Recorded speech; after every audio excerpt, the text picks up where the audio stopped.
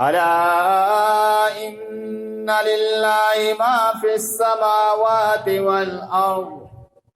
ألا إن وعد الله حق ولكن أكثرهم لا يعلمون هو يحيي ويميت وإليه ترجعون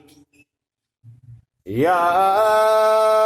أيها الناس قد جاءتكم موعظة من ربكم وشفاء لما في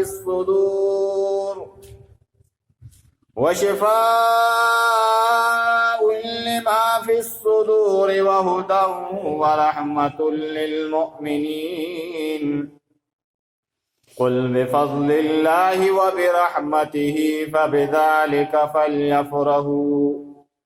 هو خير مما يجمعون صدق الله العظيم. اللهم صل وسلم على سيدنا ومولانا محمد وعلى آل سيدنا ومولانا محمد أفضل صلواتك بعدد معلوماتك وبارك وسلم وصل عليه.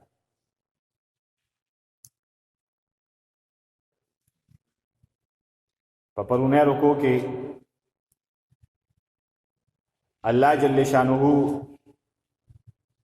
رسول الله صلی الله علیه وسلم ته دو ځای تسلی ورکړي چې پیغمبر صلی الله علیه وسلم چې ستا دا قوم ستا په خبره ایمان نه راوړي ستا خبره ته غوږ نه ږدي نو ته ورته وایې وإن کذبوک فقل لي عملي ولکم عملکم انتم بریئون مما اعمل وانا بریء مما تعملون چې زما دپاره خپل عمل دی ستاسو دپاره خپل عمل دی زه ستاسو د عمل نه لا تعلق یم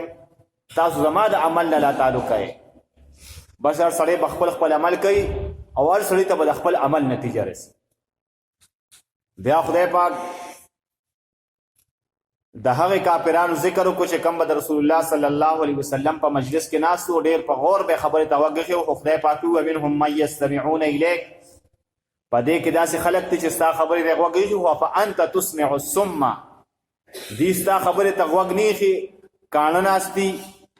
افانت تسمع الصم آیا ته ورولی شي کوم ته ولو کانوا لا یعقلون او دا کړم بیا داسې چې دماغ یې کار نه کوي نو خدای پاک وایي کڼو یو سړی کونن دی او لیونیم دی نو دی خو ستا خبره بیا بالکل اړورېدی نشي. او بیا ومنهم من ينظر الیک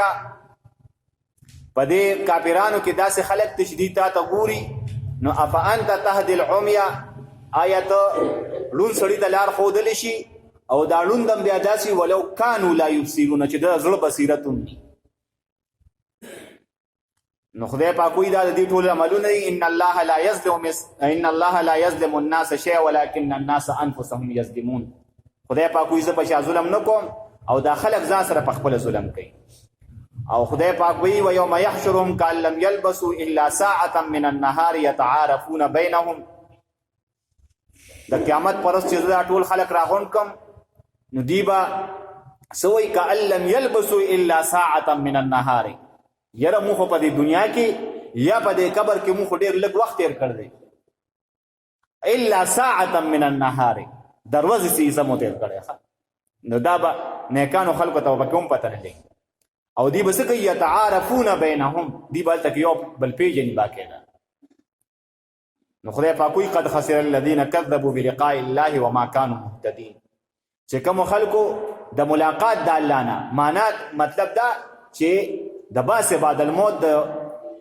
زندګۍ نه انکاریان دي او دا خو زموږ ایمان دی چې د مرګ نه پس ژوند دی او دغه ژوند کې به موږ د الله جل شانه سره ملاقات کیږي الله جل شانه به حساب کتاب کوي ګناهګارو له به جهنم ورکوي او کم چې نیکان خلک ته هغوی له به جنت ورکوي.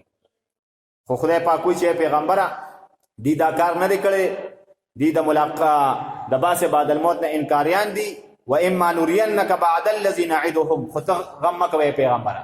واما نرينك ته غم مه کوه زه به تخیمه تا ته بعض الذي بعض هغه عذاب نعدهم چې ما دې سره وعده کړې ده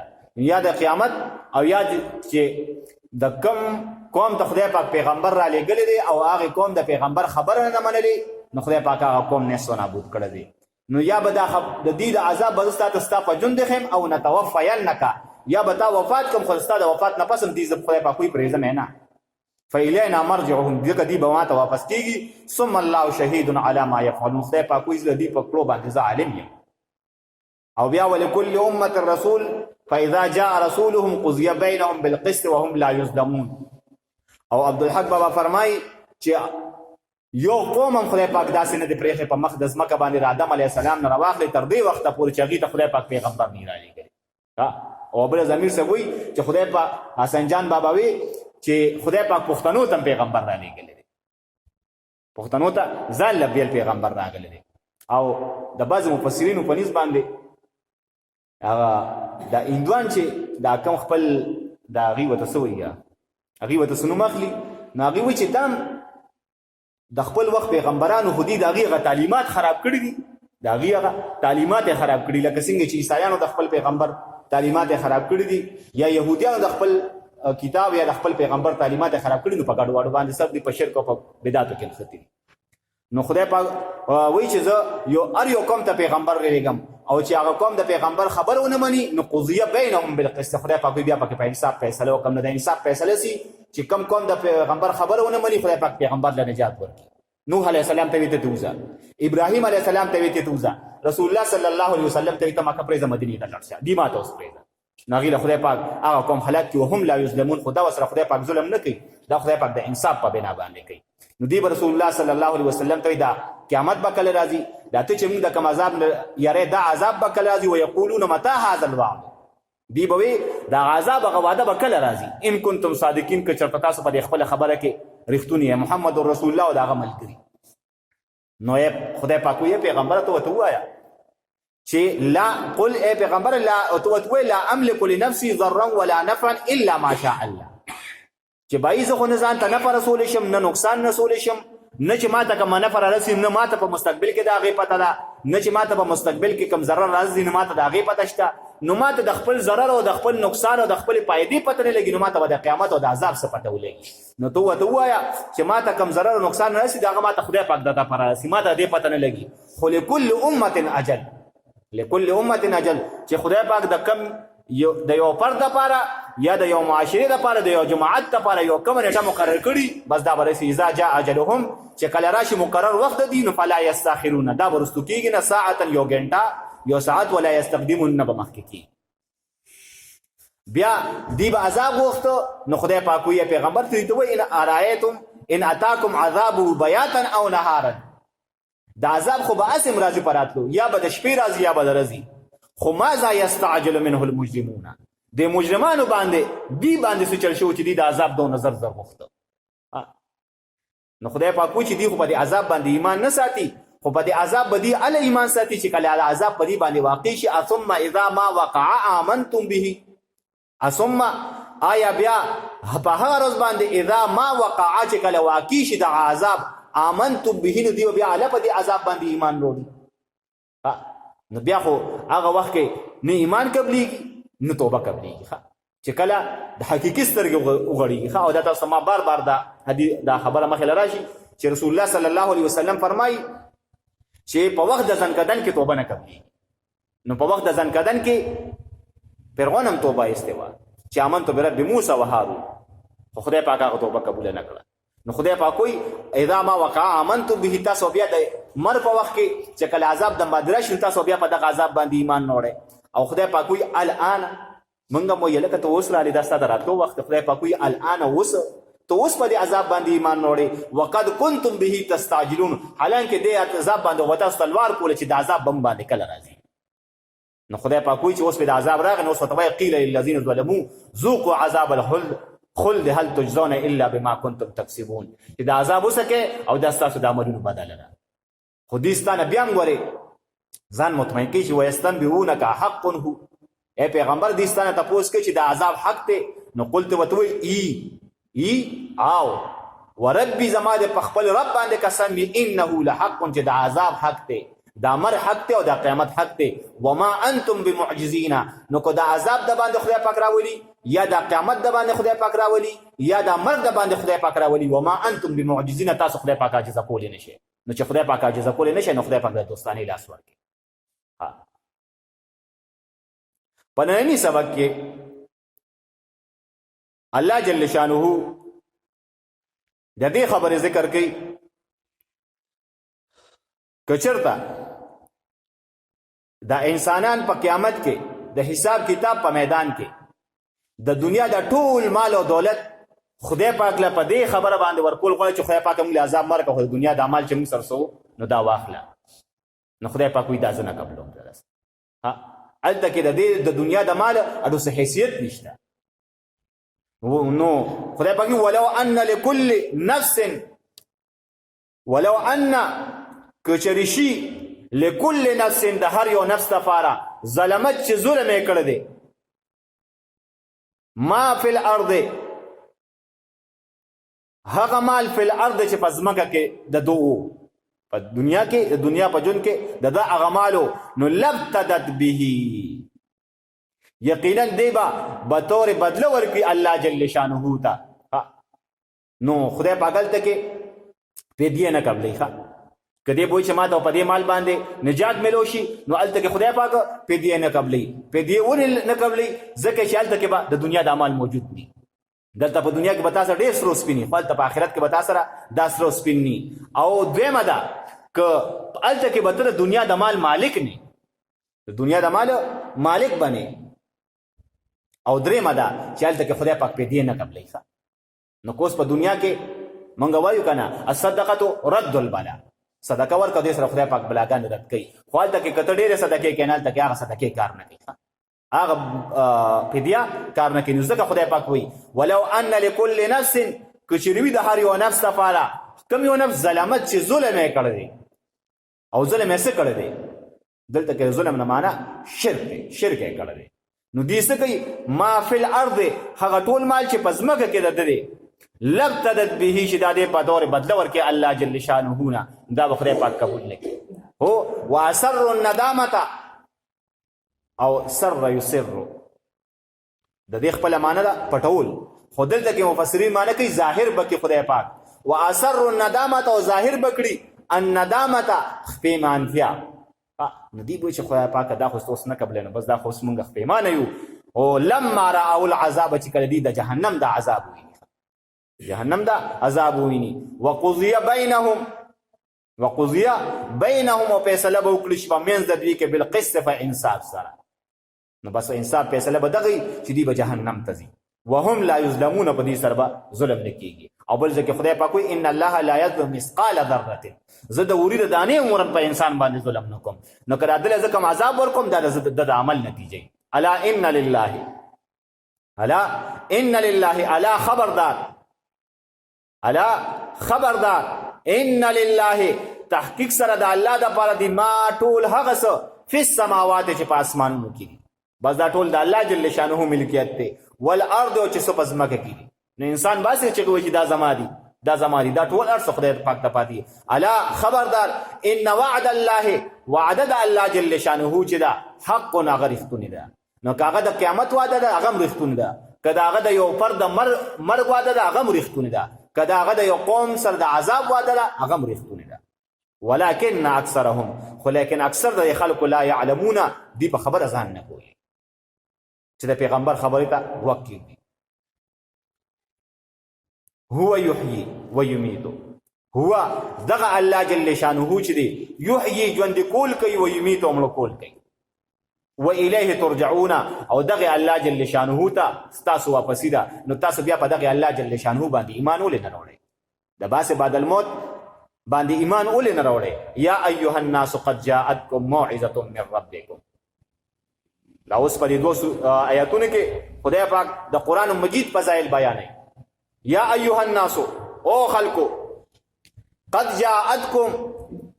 په تحقیق سره راغلي تاسو ته موعظه کامل نصیحت من ربکم د جانب د رب دستاسو وشفاء او شفاء د قرآن لما د هغه امراض د فاره فی الصدور چې په سینو کې دي وهدن او هدایت د قرآن ورحمت او د قرآن رحمت للمؤمنین د مؤمنانو د فاره نو یا ایها الناس قد جاءتكم موعظه من ربکم نو د دینم د یا ایها الناس د خبره معلومه شو دا یا ایها الناس دا خبره معلومه شو چې قرآن مجید خطاب یوازې مسلمانانو ته نه کوي، مسلمانانو ته بلکې تمام انسانیت ته قرآن مجید خطاب کوي. او قد جاءتکم موعظه، قد جاءتکم موعظه، نو موعظه ته موږ ته استادانو وی دي ته مصدر میمی ویلی شي، او وعظ هغه نصیحت ته ویلی شي چې په هغه نصیحت ته چاته کوي او هغه نصیحت باندې هغه چاته چې کړی دی هغه په عمل وکړو هغه ته پیدا رسي. دا نه چې زه تا ته نصیحت کوم ما ته پیدا نه، د نصیحت دې ته نصیحت وي چې زه تا ته نصیحت کوم او تا په دې نصیحت باندې عمل وکړو نو تا ته پیدا رسي. نو خدای پاک وایي چې دا قرآن مجید موعظه، موعظه دا نصیحت دی او په دې نصیحت کې چېرته تاسو عمل وکړو نو په دې کې ستاسو پیدا ده. خو من ربکم، دلته کې خدای پاک من الله نه دی ویلی، من الله نه دی ویلی، رب یې ویلی دی. نو مفسرین فرمایي چې په رب کې د تربیت ماده پرته ده. په رب کې ځکه خدای پاک وایي دا رب وایي هغه چاته چې یو شیز کمال ته رسي تدریجن رب ته رب ته. ګوره انسان اول نی خدای پاک پیدا کی، ماشومی بوډی شي، زلمی شي، سړی ته جوړ شي، بوډا شي، نو بس دا دې تدریجن روان دی. ماشوموالی مې په تیر شو، هلکوانه مې په تیره شوه او بوډا شو، نه دا دې تدریجن روان دی. نو خدای پاک وایي من ربکم، د جانبه د رب د ستاسو نه. نو په دې کې د تربیت ماده پرته نو چې کومو خلکو په قرآن مجید باندې عمل وکړو نو خدای پاک وایي دا قرآن مجید به د اعلی تربیت کوي. وشفاء نو یو شفا ده او یو علاج ده، یو شفا ده یو علاج دی. نو موږ چې ډاکټر له لړ شو نو موږ دا نه وایو چې دا ډاکټر به موږ له شفا راکوي، نو موږ وایو دی به علاج کوي، ځکه شفا د چا په لاس کې ده؟ د خدای په لاس کې ده. نو خدای پاک وایي که د دې قرآن مجید سره د ځان ولګو، د دې قرآن مجید سره د زړه ولګو نو دا علاج هم دی او دا شفا هم ده، دا علاج هم دی او دا شفا هم ده. او یوازې د روحاني امراض هم ده او د ظاهري امراض هم ده. نو چې ستا په سر در راشي او ته وایې استاد جي سر باندې دم واچوي، نو استاد جي پرې دغه قل هو الحمدلله وایي که نه بیا بل څه نه وایي. نو قل هو الحمد د قرآن نه دی او د جادو علاج دی، د جادو علاج دی. نو د دې وجه ګوره دا پیران حضرات چې دي اکثر د خپلو مریدان ته وایي چې تاسو دا څلور کوله نه څلور کوله دا سهار او ماښام درې درې پیرې وایي، سهار او ماښام درې درې پیرې وایي. نو دې سره ډېر برکات حاصلېږي. دا ځان له بالکل وظیفه کې دا څلور واړه اخري کوله شي، سهار هم درې درې پیرې، ماښام هم درې درې پیرې، او دونه ټایم پې نه لګي چې مونځ دې وکړه څو کور ته رسېم دا څلور واړه صورتونه به یې درې درې پیرې ویلي. او ته بیا هغه نتیجه به ته بیا خپله محسوسې ورو ورو ښه، خو چې دا مستقل په دې باندې روزانه وې نو نتیجه به ته بیا خپله به پوهېږې چې اوهو دا خو به د دې قرآن مجید اثر دی. نو ځکه خدای پاک وشفاء دا یوازې علاج نه دی، دا شفا هم ده، خو د کومو بیمارو دپاره لما د هغه بیمارو دپاره فی الصدور چې په سینو کې دي. نو په سینه کې بیماري نه، بیماري په زړه کې. دا دلته کې علاقه د مجاز ده، یا د کړې سینه نه مراد دی نه زړه دی. نو په زړه کې کینۍ، بغضي، حسدي، نو د دې ټولو بیمارو دپاره دا قرآن مجید علاج دی. د دې قرآن مجید تلاوت چې کې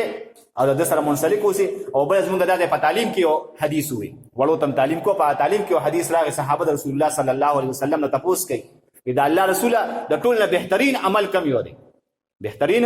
عمل کم یو دی. نو رسول الله صلی الله علیه وسلم ته فرمایي چې د ټول نه بهترین عمل چې حال د مرتحل. نو صحابه تپوس کوي د الله رسوله حال د مرتحل څه شی دی؟ رسول الله صلی الله علیه وسلم ته فرمایي چې حال د مرتحل دا شی دی چې قرآن دی د الف لام میم نه شروع کو، په والناس ودرې بیا د الف لام میم نه شروع کی. معنا دا چې بس قرآن مجید ختمول او بیا شروع کول، ختمول او بیا شروع کول. نو دا ټول نه بهترین عمل دی. دا ځکه تاسو امیر صاحب بار بار وایي که نه چې دا به قرآن مجید به بیا وایي،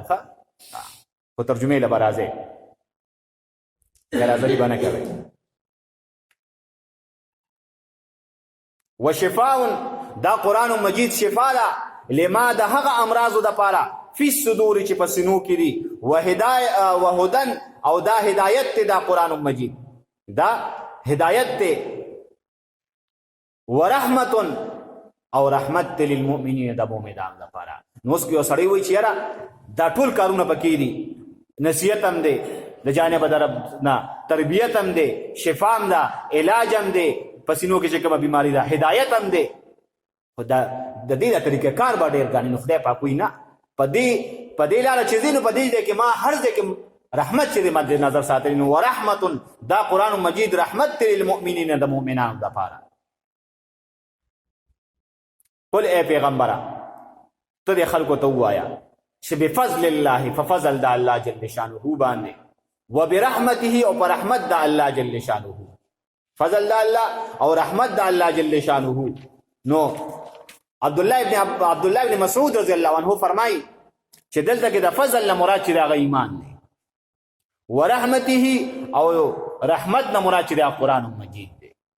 نو قل یا پیغمبر تو وایه بفضل الله، ففضل د الله، وبرحمته پر رحمت د الله، فبذلک پس په دې باندې فلیفرحوا تاسو خوشحالي وکړئ.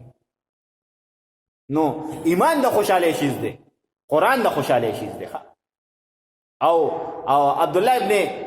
عباس رضی الله عنه رئیس المفسرین د دو شاګردان دي، حضرت قتاده رضی الله عنه او حضرت مجاهد رحمت الله علیه، دې دواړه وایي چې موږ د عبدالله ابن عباس رضی الله عنه نه اورېد، هغه وایي چې وبرحمته ای ان جعلنا من اهله، چې خدای پاک موږ د قرآن مجید طالبان جوړ کړي یو، دا ځان لوی رحمت دی، دا ځان لوی رحمت دی. نو خدای پاک وایي چې په دې بفضل الله، ففضل د الله، وبرحمته پر رحمت د الله جل شانه چې قرآن دی، فبذلک فلیفرحوا، بس تاسو په قرآن مجید چې څومره خوشحالي کولی شئ وکړئ. هو خیر، دا قرآن مجید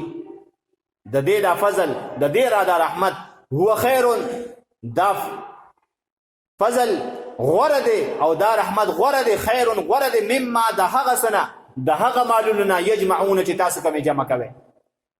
چې تاسو په دنیا کې کم مال جمع کوئ، د دې قرآن مجید دا فضل، د دې دا رحمت، د دې دا برکات، دا د دې ټول هر څه نه بهتر دی. قل اے پیغمبره تو ورته ووایه، اے پیغمبره تو ورته ووایه ما انزل الله، ما هغه څیز انزل الله چې نازل کړی دی الله جل شانه لکم ستاسو دپاره من رزق د رزق نه، فجعلتم تاسو ګرځولی دی هغه څیز منه د هغه څیز نه حراما حرام، ځینې ته حرام ګرځولی و حلالا او ځینې ته حلال ګرځولی. نو په شپږمه سپاره کې تیر شو صائبة بحیرة ولا صائبة، من بحیرة ولا صائبة. نو دې مشرکانو به څنګه چلو کو د رسول الله صلی الله علیه وسلم د بعثت نه مخکې، چې دی به یوه اوښه به امیدواره شوه، نو هغې به وي که د دې اوښې بچی راوړه او دا بچی ماده وه، نو دا به زمونږ د سړو دپاره حلالي او زمونږ د زنانو دپاره به دا حرامي. معنا دا که د دغه بچی ماده وي نو زمونږ سړي به د دغې بچي پیم خوري، د دغې بچي غوښه به خوري، خو زمونږ زنانه به نه خوري. دی بس د ځان یو قانون یې جوړ کړو. دغه شان یو څاروي یو اوښ به یې پرېښوده، وي بس دا زمونږ د بوتانو په نوم باندې، بس دلې به څوک ګوتې نه وړی، که دې د چا په پټي کې لګیا نو هم به ته دا نه وایي چې کټه شاخوا شه د ما پټي کې لګیا، که چا د ونې نه پاڼې خوري هم به ته څوک څه نه وایي، څوک به وله ډب نه ورکوي، څوک به دې پی نه څکي. بس دا دې ځانه دا کیسې جوړې کړې. نو خدای پاک وایي چې تاسو له ما کوم رزق درکړو، فجعلتم منه حراما، د هغې نه تاسو ځینې حرام کړو، و حلالا ځینې حلال کړو. دا تاسو ته چا ویلو؟ خدای پاک وایي قل ای پیغمبره ته ورته ووایه الله اذن لکم، آیا الله جل شانه د دې تاسو ته حکم کړو؟ خدای پاک درته داسې ویلو؟ نه، خدای پاک درته نو ویلې. نو ام علی الله تفترون، دا یا مو په الله جل شانه باندې، نو دا خو یقیني خبره چې دی په الله جل شانه باندې دروغ تړلو، ځکه خدای پاک د دې خبرې حکم نو کړی، دا خو ټول خدای پاک حلال کړي دي،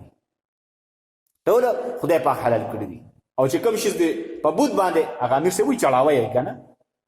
تاسو ذکر وکړي کله کله که نه، چې دا په بوت باندې د بوت دپاره یو شیز منل دی ته، او اردو کې چړاوه وایي، چړاوه. نو دا چړاوي دا شیز چې دی چې بس د بوت په نوم دی وقف کو، بس دا حرام شو، اکه حلال شیز هم دی، ځکه دا غیر الله دی. او هغه یوازې دا نه که ګډي او که چیلي یا اوښي، نه، د خوراک هر یو شیز که پیسې هم او تا د بوت په نامه کړی، بس دا حرامې شوې. وما ظن الذین، نو څه د ګمان الذین د هغه کسانو یفترونه یفترون چې تړي دي علی الله په الله جل شانه باندې الکذب دروغ یوم القیامت پر ورځ د قیامت باندې. نو خدای پاک وایي چې دا کوم خلکو په خدای پاک باندې دروغ تړلي چې دا شی زمونږ دپاره حلال او دا حرام دی، نو خدای پاک وایي دا خو معنی کړی دی بابا باندې د ځانه ویلي دي، نو د دې د قیامت پر ورځ باندې د دې د هغه باندې دې څه ګمان کوي چې په هغه ورځ به موږ سره خدای پاک څه سلوک کوي. وما ظن الذین صد ګمان الذین د هغه کسانو یفترون چې تړي دي علی الله په الله جل شانه باندې الکذب دروغ یوم القیامت پر ورځ د قیامت باندې. نو پر ورځ د قیامت باندې خدای پاک وایي زه دې سره څه کوم، ځکه دې د خپلو خواهشاتو تابعداري کړې ده. ان الله بېشکه الله جل شانه لذو فضل لاندې تاکید دپاره دی، لذو فضل خامخا خاوند د فضل دی علی الناس په خلکو باندې، ولکن اکثرهم لیکن اکثر د خلکو لا یشکرون دي د خدای پاک په نعمتونو باندې شکر نه کوي، ناشکري کوي. خدای پاک وایي ټول عمر مولا خوشحالي ورکړي خو چې لږه سخته پرې راولم بیا وایي خدای پاکه موږ دې لیدلي، د ناشکرۍ خبرې کوي. بس دی ښه دا ورکولا لنډه وه. ولو ان لكل نفس او که چرته شي د هر یو نفس دپاره ظلمت چې ظلم یې کړی دی، معنا دا چې شرک یې کړی دی، ما ټول هغه څه فی الارض چې په ځمکه کې دي لبددت به یقینا دی به بطور بدله ورکوي الله جل شانه ته، واسر الندامت او ظاهر بشي پېمانتیا ده لما راو العذاب چې کله ویني دي عذاب، وقضی بینهم بالقسط وقضی او فیصله به وکړي شي بینهم په منځ د دوی کې بالقسط په انصاف سره، وهم لا یظلمون او په دې به ظلم نشي کولی. الا خبردار ان پتاحقیق سره لله خاص الله د پاره دی ما ټول هغه څه په السماوات چې په اسمانونو کې دي والارض او په ځمکه کې دي. الا خبردار ان وعد الله چې بېشکه وعده د الله جل شانه حق رښتونې ده، ولکن اکثرهم لیکن اکثر د دوی چې دي لا یعلمون په خبره نه پوهېږي. هو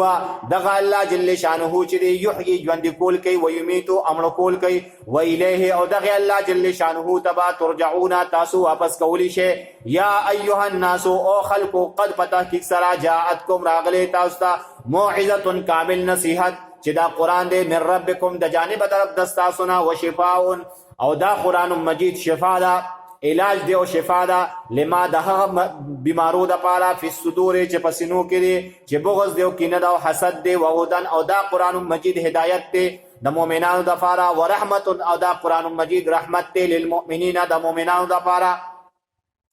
وهدن دا هدایت دی د تمام انسانیت دپاره.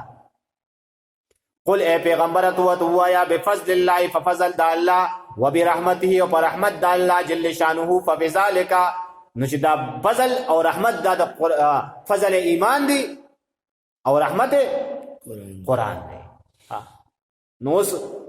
تاسو په دواړو کې راځي دا موږ چې په دې محفل کې څومره ناست یو موږ د خدای پاک په فضل کې یو په رحمت کې نو زمونږ بفضل الله چې ایمان په دې قرآن دی ایمان په الله دی زمونږ ټول خدای مو ایمان شته په دې قرآن مو ایمان شته و برحمته نو په دې قرآن ته ناست یو د طالبان نو اوس عام خلک چې کم خلک دې قرآن ته اوس نه ناست یا نه کینی وته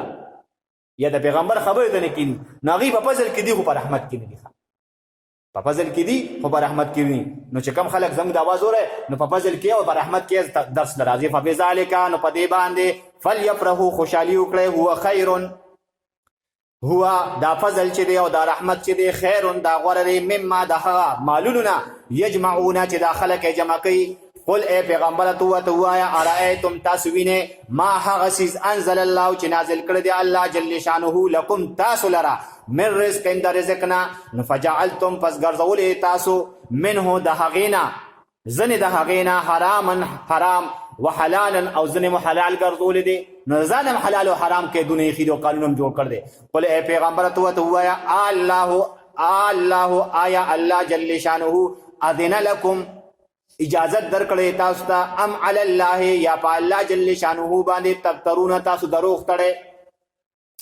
وما ظن الذین او صد ګمان الذین دها کسانو یفترون چې تړي علی الله په الله جل شانه باندې الکذب دروغ یوم القیامت پر ورځ د قیامت باندې ان الله بشک الله جل شانه لذو فضل خامخا خاوند د فضل علی الناس په خلق باندې ولکن لیکن اکثرهم اکثر د دې خلقو چې لا یشکرون شکر نو باسي. سبحانك اللهم وبحمدك اشهد ان لا اله الا انت استغفرك واتوب اليك. سبحانك الله دوال جهان شاهد ظن رضا شوائب ظن دین کار واخلي دین کا کار کوي د اخلاص ریاکار نه وساته سمره مسلمانان د دین کار کوي ته امداد وکړي د هر قسم امداد وکړي د کورونو امداد وکړي د بار امداد یا سونه ملګری درس راځي خو په دې په درس باندې استقامت نصیب کړي کم خلک چې خو په بار ناسي وړه پونه سو خو په غوړي درس راولي هغه دې قران ته مایل کړي دین ته مایل کړي امر په وخت کې مدا کلمه نصیب کړي لا اله الا الله محمد رسول الله.